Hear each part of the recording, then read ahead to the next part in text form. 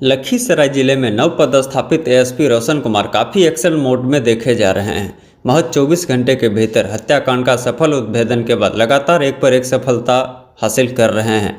बताते चलें कि कवैया थाना की पुलिस द्वारा जमुई चौक पर सघन वाहन चेकिंग लगाई गई, जिसमें कवैया थाना के एसआई कुमार संजीव तथा टाइगर मोबाइल के सिपाही किरण देव पंडित, चंद्रशेखर आज़ाद, पवन कुमार तथा कवैया गश्ती दल थे। वहीं चेकिंग के दौरान एक सफ़ेद हुंडई ग्रैंड i10 वाहन जमुई की तरफ से आती हुई दिखी, जिसे रोककर तलाशी ली गई तो उसमें 2 व्यक्ति सवार थे।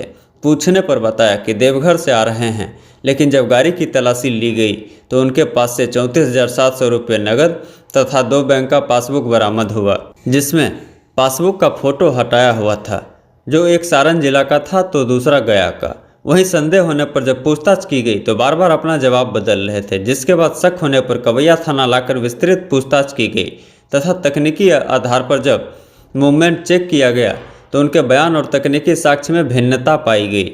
उसके बाद बैंक ऑफ इंडिया के लखीसराय शाखा से मदद लेते हुए पासबुक के खाता संख्या से जुड़ा हुआ मोबाइल नंबर प्राप्त कर खाता धारक से संपर्क की गई तो पता चला कि खाता धारक का नाम ललिता देवी है, जो कि सारण जिला निवासी है। जिसके बाद पकड़ाए दोनों युवकों ने भी घटना में अपनी संलिप्तता स्वीकार की तथा बताया कि ये लोग चंपारण गैंग से संबंधित हैं तथा पिछले 4 दिनों से नालंदा, नवादा, जहानाबाद, शेखपुरा, जमुई तथा मुंगेर में सक्रिय थे तथा किसी घटना को अंजाम देने की फिराक में थे। वहीं लखीसराय के एक होटल में कमरा रात में ठहरने के लिए बुक किया था। लखीसराय एसपी ने विशेष जानकारी देते हुए बताया कि गिरफ्तार युवक ग्राहक को अपने जालसाजी में लेकर उनसे फ्रॉड करते थे। वहीं इस गैंग में और भी लोगों के जुड़े होने की जांच की जा रही है। दिनांक 12/1/2023 को शाम 7 बजे के आसपास जमुई चौक पे चेकिंग लगाया गया था पुलिस अधीक्षक महोदय के निर्देश पे। उस चेकिंग के दौरान कई वाहनों को चेक किया गया। उसमें एक वाहन सफ़ेद कलर की हुंडई ग्रैंड i10 जमुई की तरफ से आती हुई दिखाई दी, जिसका नंबर BR05AK5652 था। उसको चेक करने पे उसमें 2 लोग थे। गाड़ी को चेक करने पे गाड़ी में कुछ कैश और 2 बैंकों का पासबुक, आधार कार्ड, ड्राइविंग लाइसेंस ये सब मिला। उस संबंध में पूछताछ करने पे स्पष्ट हुआ कि जो पासबुक था उसमें खाता धारक का फ़ोटो वगैरह हटाया हुआ था और भी बाकी उसमें जो डिटेल्स उनको टेम्पर करने की कोशिश की गई। उसके बाद जब उनसे पूछताछ किया गया कि वो कहाँ से आ रहे हैं, क्या कर रहे हैं, इस संबंध में वो लोग कोई संतोषजनक जवाब नहीं दिए। बाकी जब तकनीकी साक्ष्य संकलन किया गया तो उनका मूवमेंट अलग अलग जगहों में पिछले 2-3 दिनों में उनका मूवमेंट संदिग्ध पाया गया और जो लोग बात बता रहे थे और जो तकनीकी साक्ष्य थे उसमें काफ़ी विरोधाभास पैदा हुआ। उसके बाद जो उनके पास पासबुक बरामद हुआ था उस संबंध में बैंक से सत्यापन किया गया और उसके खाताधारक से संपर्क करने में पता चला कि एक महिला के साथ जो कि सिसवन चैनपुर थाना की रहने वाली सिवान जिले के, उनके साथ ठगी का मामला हुआ था। उनका पैसा और पासबुक सब ठग लिया गया था। इस संबंध में वहाँ सिसवन थाना में कांड संख्या 245/22 दिनांक 13/10/2022 को दर्ज किया गया था। इसके बाद पूछताछ करने पर इन लोगों ने उस घटना में अपनी संलिप्तता स्वीकार की और बाकी पूछताछ में पता चला कि ये लोग यहीं पे लखीसराय में आए थे और होटल रामचरण में एक रूम भी बुक किए थे रहने के लिए।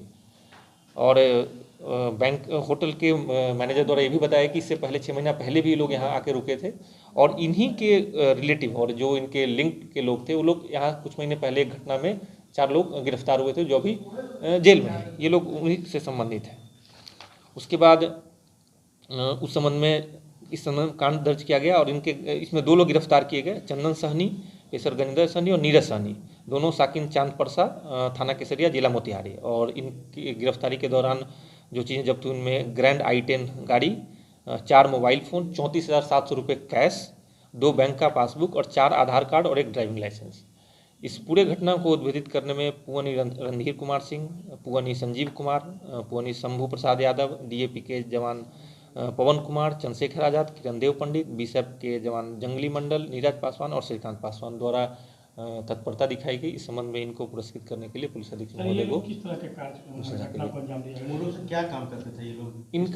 इनका पूरा जब मूवमेंट ट्रैक किया गया तो इनका मूवमेंट सारे जो संदिग्ध जगह जहाँ पे इस तरह की घटनाएं होती है, जैसे bus stand, bank, block office, hotel, इसके आसपास इनका मूवमेंट पिछले 3-4 दिनों में अलग अलग जिलों में, जैसे कि नालंदा, नवादा, जहानाबाद, शेखपुरा, जमुई, मुंगेर, ये सब एरिया में इनका लोकेशन। साइबर ठग नहीं, साइबर ठगी नहीं, जो सीधे साधे लोगों को अपना शिकार बनाते थे, बैंक में मदद करने के नाम पे, या फिर फॉर्म भरने के नाम पे, या फिर कुछ अदला बदली के, वो जो नोट बदली का, धोखे से नोट बदलने का काम करते हैं, या फिर पुलिस अधिकारी बन के जाँच करने के नाम पे पैसा झपटने का या लूटने का काम करते हैं। इस तरह का अलग अलग तरीके से लोग अलग अलग जगह। सर होटल मालिकों की भी कोई भूमिका है? होटल मालिकों की भूमिका तो अभी नहीं स्पष्ट है, लेकिन होटल मालिकों के लिए एक अनुरोध और एक सलाह जरूर है कि बिना प्रॉपर सत्यापन किए हुए, बिना प्रॉपर आइडेंटिटी को वेरीफाई किए हुए किसी को कमरा ना दें, और इस संबंध में कोई भी संदिग्ध गतिविधि होने पर अविलंब पुलिस को सूचना दें। इस संबंध में शीघ्र ही पुलिस अधीक्षक महोदय के कार्यालय से उनको एक फॉर्मेट भी दिया जाएगा, जिसमें उनको